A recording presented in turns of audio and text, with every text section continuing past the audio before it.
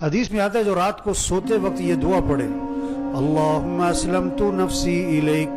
ووجہت وجہی الیک وفوضت امری الیک والجأت ظہری الیک رغبتا ورہبتا الیک لا ملجأ ولا منجا منک الا الیک آمنت بکتابک الذی انزلت ونبیک الذی ارسلت۔ سوتے ہوئے دعا پڑھو، کیا کہ اللہ میں اپنے آپ کو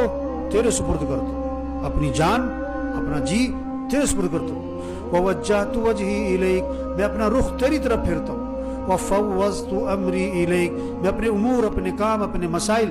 تیرے سپرد کرتا ہوں، والجأت ظہری الیک میں تجھے اپنا سہارا بناتا ہوں، رغبتا ورہبتا الیک امید بھی ہے خوف بھی ہے، لا ملجأ ولا منجا منک الا الیک تیرے سوا کوئی ٹھکانہ نہیں کوئی جائے پناہ نہیں۔ میں ایمان لایا اس کتاب پر جو تو نے نازل کی اور نبی پر جو تو نے بھیجا۔ حدیث میں آتا ہے جو رات کو سوتے وقت یہ دعا پڑھ لے گا، اگر اس رات موت آ گئی تو فطرت اسلام پر موت آئے گی اس کو،